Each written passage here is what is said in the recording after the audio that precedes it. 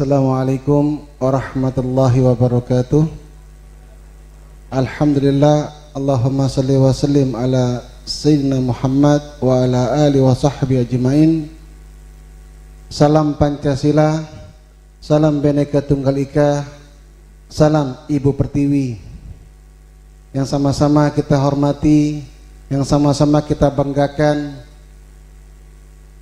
orang tua kita, panutan kita, guru kita bersama, yaitu Al-Habib Muhammad Lutfi Ibn Habib Ali Ibn Yahya beserta tokoh masyarakatnya dan juga pemuka agamanya, baik dari Islamnya, Katoliknya, Protestannya, Konghucunya, Budanya dan Hindunya. Mudah-mudahan dengan kehadiran tokoh-tokoh agama ini mendambakan rahmat dari Tuhan Yang Maha Esa agar kita terhindar dari musibah dan bala dan dituntaskan COVID biar berlalu di NKRI ini. Yang kedua, juga kita sama-sama mengucapkan selamat bekerja kepada Pak Dandim beserta stafnya, baik dari unsur TNI-nya, Polri-nya, dan juga dari pemerintahan wali kotanya yang insya Allah bersama dengan masyarakat dan tokoh agama, TNI Polri, pemerintah mudah-mudahan akan menjadi negeri yang selalu dicintai, dirahmati Tuhan Yang Maha Esa. Kalau tadi MC bertanya, kok kenapa saya mungkin pakai belangkon merah putih atau merah putih? Sebetulnya ini inspirasi. Yang tadinya saya menggunakan imamah warna putih, kadang-kadang suka muternya ini kelamaan. Akhirnya cari saya yang praktis. Tak kalah saya ke Jogja, waktu itu dengan Maulana juga hadir di sana acara Maulid di Jogja. Akhirnya terinspirasilah bagaimana saya bikin merah putih ini dengan ini dibuat oleh santri di Jogja. Dan sampai sekarang saya menggunakan merah putih sampai detik ini.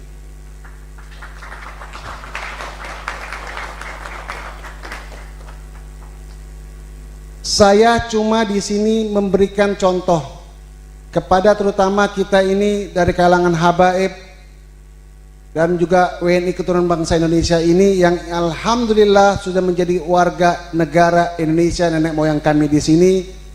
Hendaknya kami diajarkan bagaimana kami harus mencintai NKRI.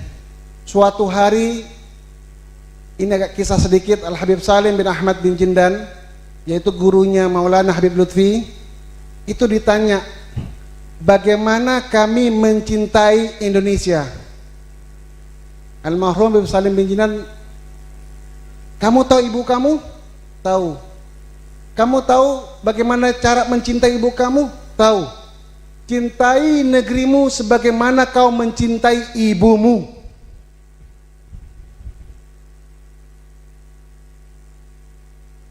Indonesia adalah sudah final. 4 pilar bangsa sudah disepakati oleh tokoh agama dan masyarakat. Tapi bagaimana kita mempertahankan NKRI ini kalau yang tadi Pak Dandim bilang, bagaimana tentang nasionalisme yang mulai saat ini pudar di kalangan masyarakat ini. Dulu kita sekolah, saya tidak bilang produk-produk apapun, tapi sampai sekarang manfaatnya masih kita rasakan Pak, Bu. Contohnya kita masuk SMP, masuk SMA, masuk kuliah, masuk jadi korpri tak kala itu, masuk di TNI Polri, dulu kita diwajibkan mengikuti P4. Jadi pedoman penghayatan pengamalan Pancasila. Setelah reformasi Setelah reformasi P4 dihapuskan, sehingga reformasi kalau bahasa pemuda zaman sekarang kebablasan. Akhirnya tidak mengerti bagaimana apa itu norma ketuhanan yang Maha Esa. Kalau kita mengerti Pancasila ketuhanan yang Maha Esa, insya Allah puasa dan lebaran gak ada 2 hari yang berbeda.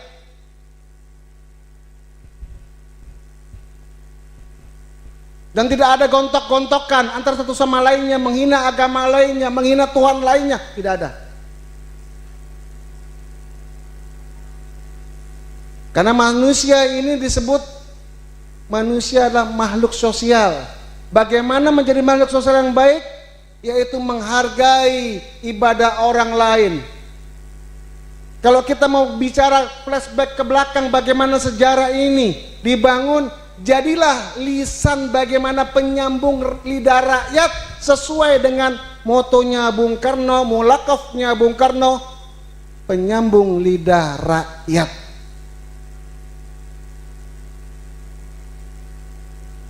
Pancasila bukan pisang goreng, Pancasila bukan nasi megono, Pancasila bukan tauto, tapi Pancasila di situ diwajibkan orang mengenal Tuhan yang Maha Esa.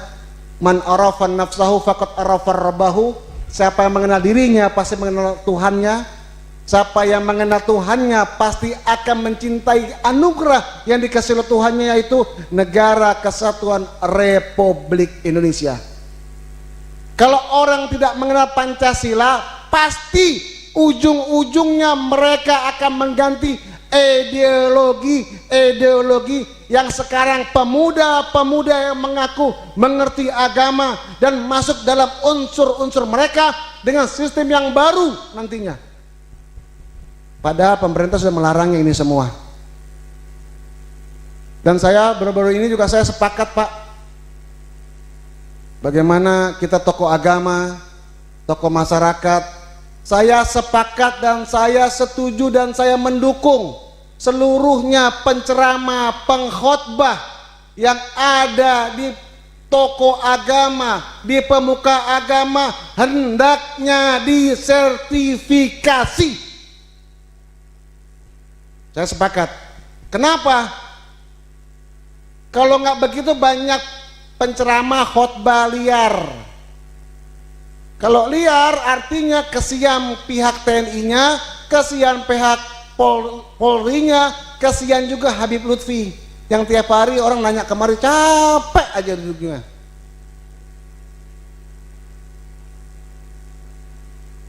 Itu penting.